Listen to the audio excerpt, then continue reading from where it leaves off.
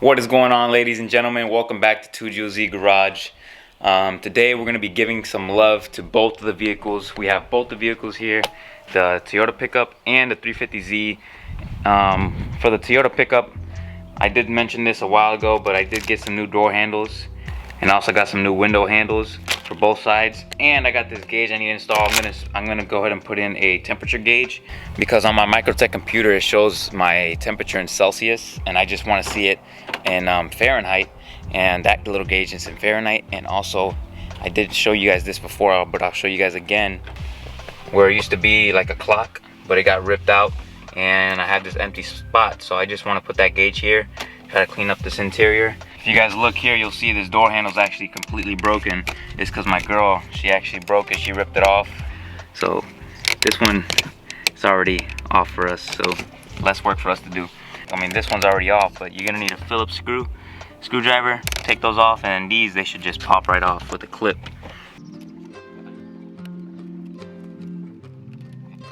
So if you guys look at this is actually like a little clipping mechanism. You're supposed to like pull this back and then you slide that piece out. So we did get the window handle off. This is the old one. It was a little bit of a pain to get this little pin out, but what I did is like squished a little screwdriver in between the clear washer and the back of the handle, and you just push this down, and then it pops right out. You pull it out, and then this wiggles right out. There you go. Nice and clipped in, and that's it. This side's done. So when my window is closed, it's gonna be straight down, which is exactly what I want. Perfect. Up in there, close up. You'll see that's how you're supposed to do it. Slide that little plastic piece over the metal, and that's it. So now you're gonna put this back in place and put the screw on. So there you go. Got the new handle on, working good, nice and neat. And I didn't even use that plastic piece I had before. I thought it looked pretty bunky, so without it, you can see how much more cleaner it looks compared to the other side. It was actually sideways too. See that one? Bunk. Clean. I had to end up using this plastic cover around it because the edges of the cuts were not the prettiest, and you were able to see it. Got this new window handle working good.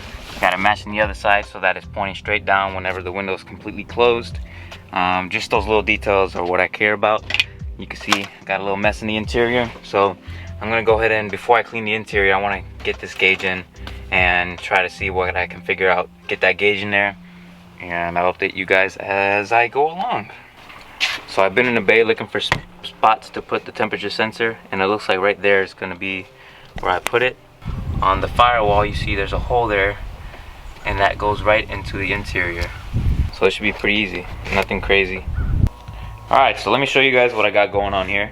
I got this rat trap that was in the garbage that is no good anymore, and it's black plastic, so it's like perfect for what I need. So I'm gonna go ahead and cut that out and then drill my hole on that. So this is what I got, this is what we're working with. Not a perfect circle, but that's all gonna be covered with the gauge.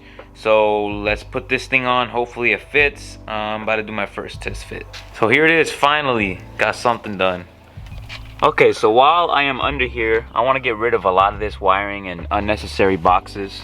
Like this box down here, this is a very old alarm system that I used to have. Never got deleted, they just left it in there. So I'm gonna go ahead and delete all this and all the wiring. And same thing with this one here. This is also an old one and never been used or nothing.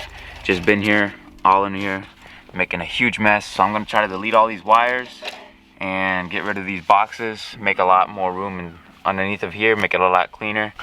With the gauge, I figured out like it fits perfectly in here, but it just doesn't look right whenever I have the AC stuff here. So I went ahead and ordered a new one that had the hole for the clock covered, like there was a cap, and I'm gonna go ahead and try to mold this into that cap and make it look OEM. So you can see I got a big mess in here. I got the whole interior apart. I went ahead and took out the stereo, because I was like, dang, I had this wide open, and I recently bought a double din that was supposed to be for the 350Z, but since this is wide open, I was like, shoot, I might as well just change this one. Right now I'm figuring out how to wire it all up. It just takes a little while. Went ahead and looked it up on Google, found a diagram for the wiring harness, you can see there.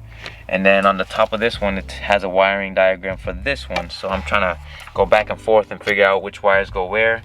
And that's how I'm doing it. So shouldn't be too hard. Hopefully I get this thing good and we'll have a double in it here. Alright, so I went ahead and turned on the key, and you can see I got power. I wired everything up, and if we play some music. Just joshing, I'm spending this holiday locked in. My body got rid of them toxins. Sports in the top 10. I can put the ball in the end zone, put it back. This is like freaking amazing. I'm like so proud of myself right now because this is my first time wiring up my own stereo, and I got it done in the first try. That is awesome. So I am proud to say that I wired up my own stereo. So I got the brackets on, got all the wiring done, soldered them all together. These, you can see all the wiring down here. I'm gonna leave all that like that. I did try cleaning as much as possible. So I got my microphone over here. This did come with the microphone, and I also got the USB for the Apple CarPlay. That way I can hook up my phone to it. So yeah, I put the brackets that I had on the other one, fit perfectly. So I'm just hoping that the plastic and everything lines up perfect, and I don't have to worry about that anymore. But you can see how it looks good, looking sharp. Alright, so I did get the sensor in, you see, got the nice Teflon on, sealed up, and I was able to find a cap that I had here in my little drawers. But you can see how it looks. I had to rewire the wire for that temperature sensor, but you can see them now. They look nice. Alright, so I got all of Tina's interiors back together. You can see all the bottom panels. You can see how nice the double dent fits around this plastic.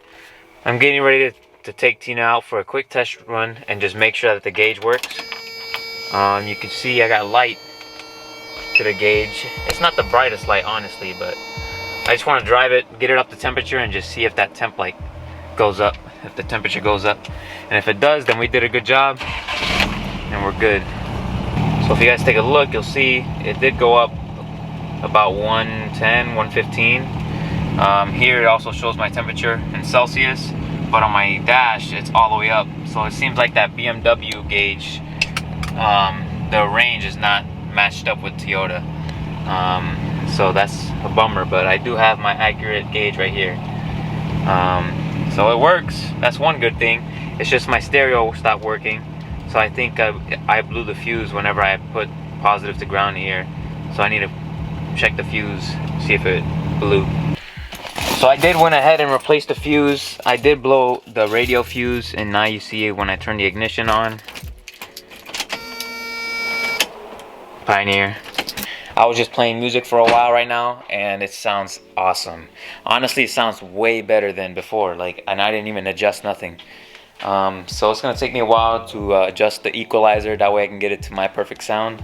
But I am really happy with the way it sounds now. I will put the link in the bio for that stereo. Shout out to those people for giving me the hookup on it. I'm gonna have to get another one for the 350Z. I'm extremely happy that I have it on the Toyota now, and it works great. Temperature gauge works. It did good. Sadly, we were not able to get to cleaning them too, but I will do that probably tomorrow or something. I'm super stoked. I wired up my first radio today all alone. I did use Google obviously for some wiring diagrams, but maybe I'll do an in-depth video of changing the stereo on the 350Z, and I can explain to you guys exactly how you can do it. It's actually really easy. I thought it was really complicated, but for doing it for my first time today myself, it was very simple actually. And I'm super stoked that I learned something new today. I did went ahead and ordered a new AC dash thing. The other one that I ordered has a cap here, so I'm just gonna cut a little circle on the cap and slide that in, try to make it look OEM as possible. That's my goal for the interior of the truck. I just want everything to look factory OEM. One thing that I did want to do was probably mold this onto the dash, put a carbon dash and just mold carbon fiber around it or something, but I'm not completely sure yet. I do want to go Fuel Tech and delete a bunch of stuff, that way I can gain more power on it. But stay tuned for an upcoming video on Tina. I'm going to be making a video on everything I have done to her, everything that she has, and how much it's taken to get to this point. So stay tuned for that. If you guys did enjoy today's video, please give it a big thumbs up and consider subscribing if you're not already. Let me know what you guys would like to see more of, and thank you guys so much for watching. Peace out, and I hope to see you guys in the next one.